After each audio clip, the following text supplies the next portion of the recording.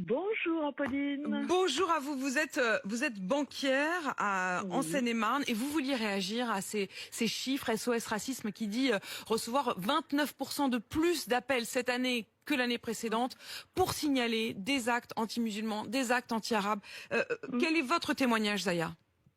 Bon, on est bien en dessous de la réalité. Hmm. Voilà, ça fait des années que ça dure et ça empire.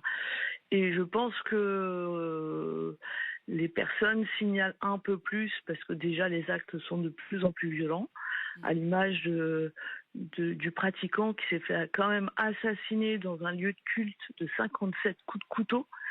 On a qualifié ça d'assassinat et qu'aujourd'hui, vous avez l'ensemble des politiques qui ne prennent pas la mesure, voire même qui en rajoutent. Enfin, pour eux, Qui jette de l'huile sur le feu pour vous? c'est plus de l'huile, Hmm. qui ouvertement Hmm. affirme que nous posons problème. Hmm. Presque. Je Zaya, suis dans désolée, votre quotidien, non mais Oui, c'est très fort ce que vous dites. au Zaya, dans votre quotidien. quotidien, vous le vivez, vous vivez ce racisme au quotidien. Ah oui, depuis ma jeunesse.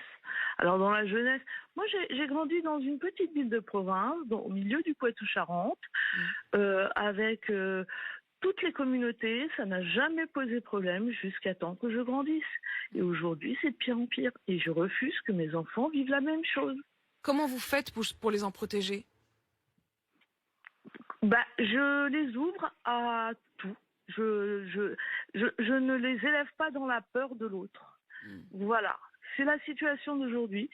C'est que vous avez des personnes qui élèvent les citoyens dans la peur de l'autre, dans la peur des communautés, de la méconnaissance de la religion musulmane. Et c'est terrible, terrible. En fait, je dirais que de grandir dans la méconnaissance de la religion musulmane, au fond, on s'en bat les couilles, en fait. Parce qu'il y a des gens qui s'en foutent de la religion. Le problème, c'est que c'est pas les gens qui ont une méconnaissance de la religion musulmane, ce sont les médias.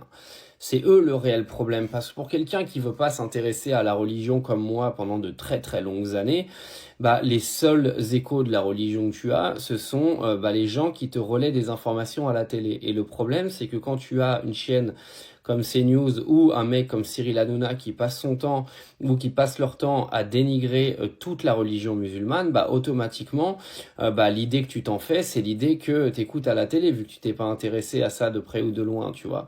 Et c'est ça le réel problème. C'est le côté médiatique en fait.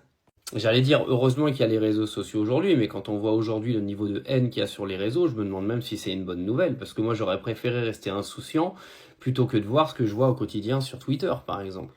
Parce que là, on est vraiment dans une sorte de monde où ça divise de partout. Hein. Vous avez juste à aller sur CNews. Si vous avez raté CNews, de toute façon, vous allez les retrouver sur TikTok. Si c'est pas sur TikTok, ça va être sur Twitter, ou ça va être sur Insta, ou ça va mettre en pub quand tu te balades sur Google. Mais c'est une catastrophe. Hein. C'est une catastrophe. Mais le problème, c'est que faire grandir des gamins dans un monde comme ça, moi, je sais pas comment vous allez faire. Hein. Moi, barrez-vous. Hein. Vous pouvez pas rester dans un pays pareil. Mais je vous jure, moi, je voyage partout. Et j'ai jamais vu un pays comme la France. Médiatiquement, j'ai jamais vu.